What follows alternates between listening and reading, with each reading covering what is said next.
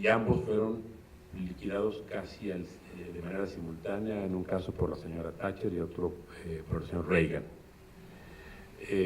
y desaparecieron. Todavía subsiste algo en Inglaterra, nada en Estados Unidos. ¿Qué opciones había aquí en México?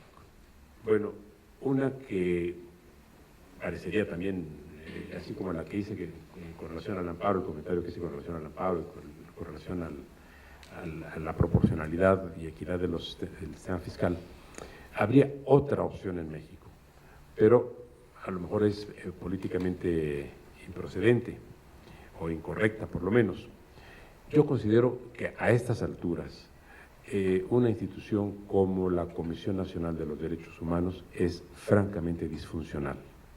A todo lo que ha dado lugar es a una gran burocracia, onerosísima. Es llamativo que la Comisión Nacional de los Derechos Humanos de un país llamado México, para 120 millones de habitantes, tenga un personal que excede con mucho al que tiene las Naciones Unidas para 7.000 millones de habitantes. De manera que eso ya es algo que habría que ver.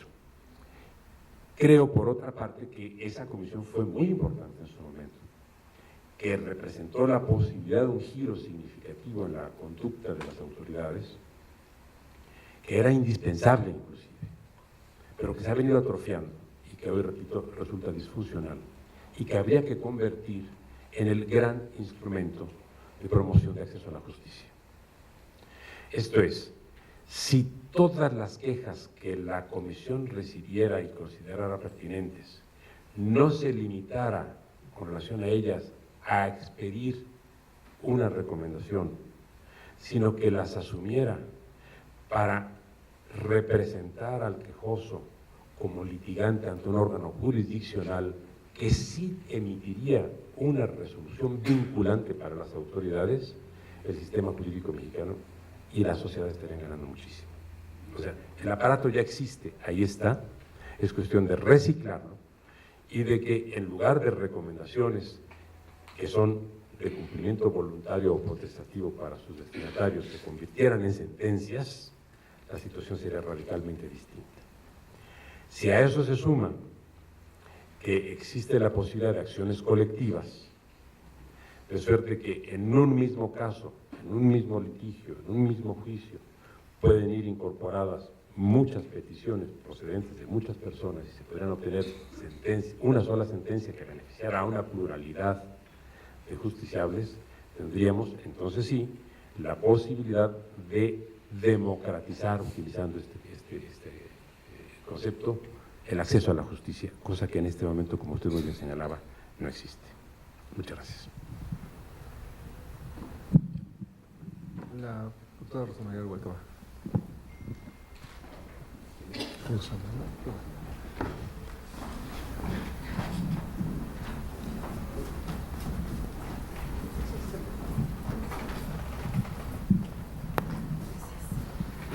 Gracias. Me permito aprovechar la efeméride del día de hoy para hacer una pregunta que, si bien no va al tema central de esta presentación, usted la mencionó también de pasadita. Nuestros teléfonos inteligentes, que cada vez son más inteligentes, nos dicen, nos recuerdan, aquí tengo hoy, que es Día del Niño. Y de esta sala, poquito menos de la mitad, ya sin contar economistas y licenciados en Derecho, poquito menos de la mitad, no fuimos niños, pero sí fuimos niñas. Y verdaderamente creo que tiene uno que haber sido niña para ver cómo desde ese momento le empieza a uno a llamar mucho la atención que se use el masculino como genérico. Una niña, en cuanto puede, pregunta, mamá, ¿y cuándo es el Día de las Niñas? Entonces yo creo que ese punto a que usted aludió merecería más discusión, porque es cierto que hay en el idioma una carga que tiene que ver con el poder y con el poder masculino. Nos sonaba horrible la palabra ministra hasta que ya la tuvimos que usar. Nos sonaba horrible la palabra presidenta hasta que hablamos de Cristina Kirchner. Entonces, creo que en ese punto valdría la pena discutir más en profundidad. Y ayer tuve la ocasión de ver el programa México Social No hago propaganda, pero es un programa que nos ilustra. Y ayer estuvo el ministro Cosío. Y yo creo que los ciudadanos comunes lo que necesitamos es un poco de piedad. Lo que dijo el ministro Cosío con lo que aquí acabamos de escuchar no tiene nada que ver. Mario Luis, tú le insistías si no había una judicialización, si no había... Aquí lo está diciendo claro el doctor Valadez. Quienes tienen mayor capacidad para recurrir a la justicia y aprovecharse de ella son los que pueden tener el triunfo. Entonces creo que la parte de representatividad va a estar muy mediada por la posibilidad que los ciudadanos comunes y corrientes tengan de entender esto que parecen lenguajes distintos. Gracias. Gracias. La doctora Margarita Flores. Muchas gracias por su presentación.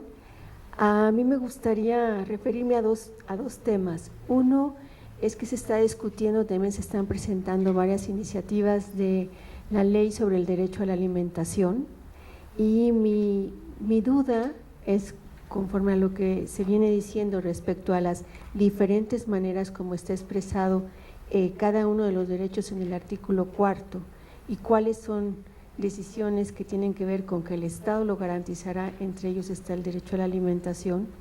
¿Cuál sería el papel de la ley del derecho a la alimentación? Ese es por un lado.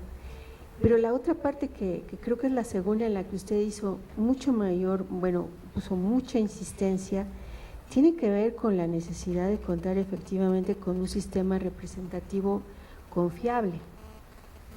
Y pareciera que el tema de los partidos políticos y de la participación en la política está bastante deteriorada dentro de los partidos y entre partidos. O sea, el espectáculo que está dando el PAN, pues no es así como muy interesante, y el que da el PRD pues tampoco, y el que da cualquiera de los partidos nos hace pensar que no sabemos efectivamente a quién están defendiendo ni cuáles son los intereses que representan.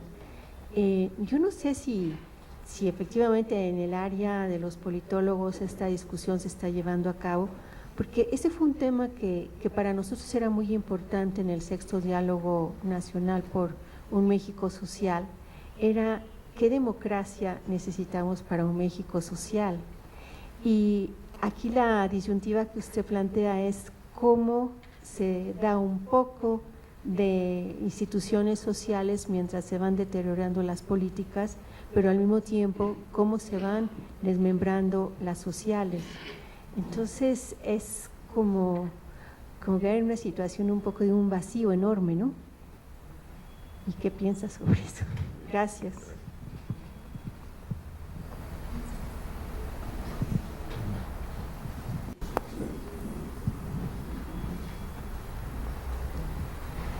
Buenas tardes.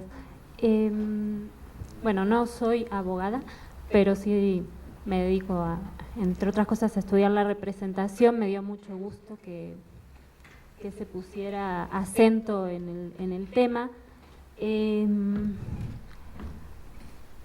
Le preguntaría lo siguiente,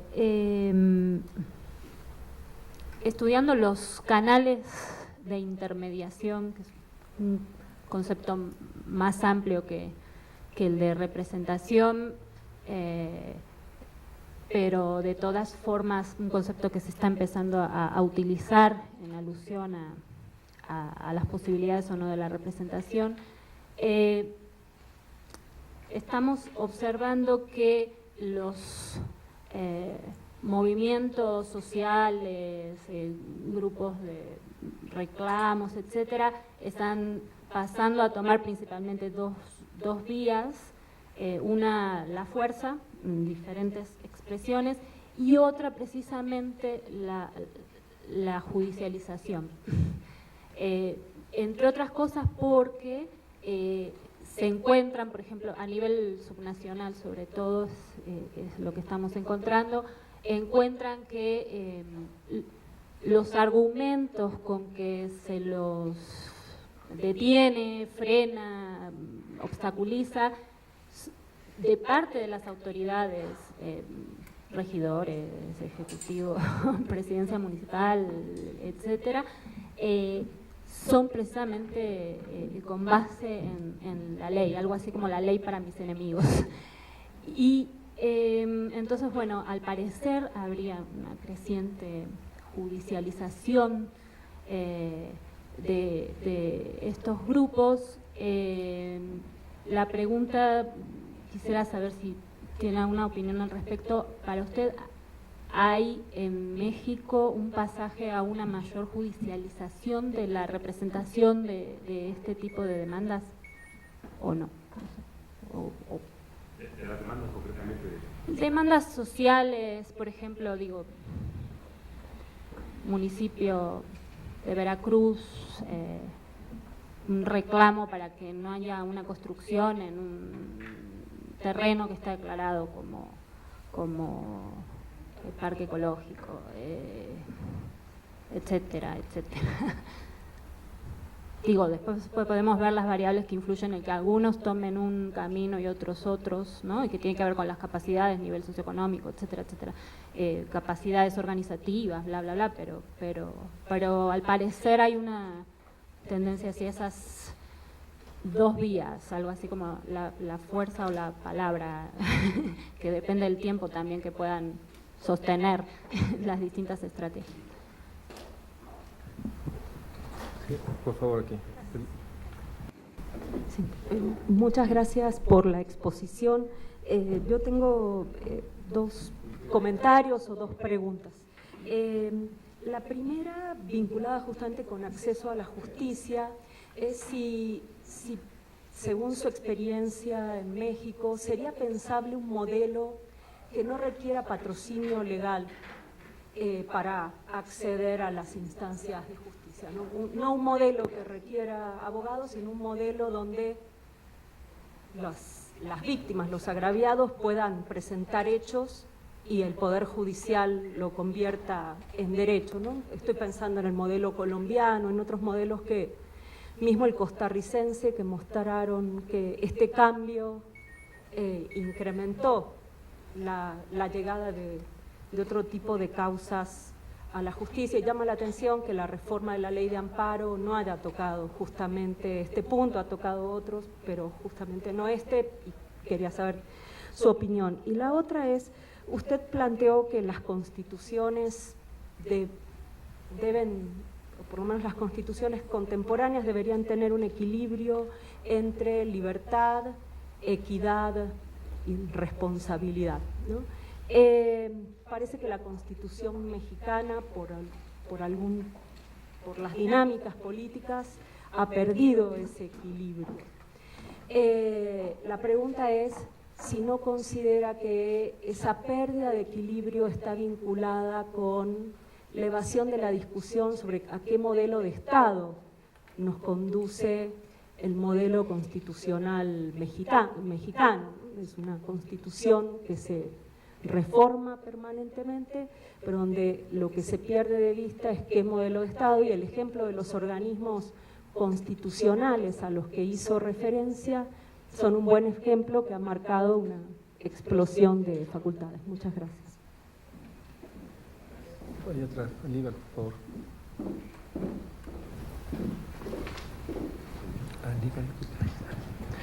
Sí, yo nada más quisiera agregar una banderilla más a lo que se ha dicho sobre el estado actual de la Constitución, de nuestro modelo constitucional, que va ligado a esta última intervención, y el federalismo mexicano. Hace rato se hablaba de esta creación de órganos, pero también tenemos una discusión importante en términos de qué tipo de federalismo realmente tenemos. Gracias. Le damos la palabra a Diego Valadez.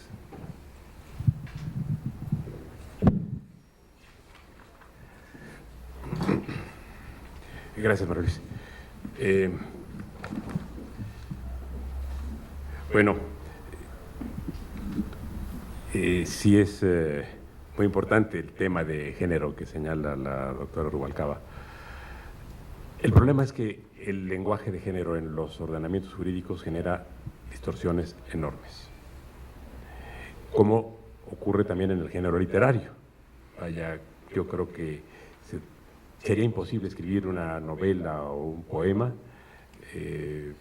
utilizando un lenguaje que atendiera las necesidades de referirse a alternativamente al femenino y al masculino. En el caso jurídico produce distorsiones enormes, como las produce en el discurso político. Lo que escuchamos cuando se hace referencia, cuando se utiliza este lenguaje en el discurso político son aberraciones, porque se suele decir las y los mexicanos. Entonces ahí ya se incurrió en un error. Tendría que decirse las mexicanas y los mexicanos. Se dice frecuentemente también los y las trabajadores, pero tampoco. Y así sucesivamente. Entonces es un lenguaje de muy difícil uso. Es un patrón cultural complejo, como usted bien lo señala. Allí hay posibilidades de avances importantes y algunos pasos sí se han dado en México. Por fortuna, inclusive en la reforma política sí se tiene en cuenta en cuanto a lo que se suele utilizar, digamos, convencionalmente como concepto de discriminación positiva, ya está incorporado. Dio lugar a muchas acciones fraudulentas con relación a modificaciones previas, pero siempre habrá oportunidades y opciones para que se trate de alterar el sentido de la norma, pero tenemos avances culturales y avances legislativos que son insuficientes todavía, pero hacia allá caminamos y qué bueno que usted lo subraye, y yo creo que en ese sentido estamos comprometidos e involucrados todos. El tema que plantea doña Margarita Flores relacionado con el tema de la alimentación es otro tema también importante. ¿Qué papel puede tener y qué contenido puede tener aquí la legislación reglamentaria? Y en la legislación reglamentaria no conozco todavía las propuestas o los proyectos o el proyecto que exista, pero evidentemente tendría que abordarse, uno, el tema del abasto, y dos, el tema de asistencia a sectores vulnerables, particularmente infancia y vejez. Lo que hemos visto, por ejemplo, en el caso de crisis económicas como las que se han presentado recientemente en países, por decir algo, como Portugal o como Grecia, ha sido que se han instalado en la vía pública comedores públicos, de manera que por lo menos no se ha dejado en la inopia a las personas. Y el acceso a esos comedores públicos ha estado pues muy nutrido y ha sido inclusive uno de los elementos para medir el nivel de impacto que las políticas económicas de contracción han tenido, empobreciendo a personas que se encontraban en niveles, digamos, más elevados de clase media y que de repente han tenido que ir literalmente a alimentarse en estos comedores. Pero el tema fundamental en el caso de México sería, sí, sistemas de abasto para los sectores más vulnerables de la población.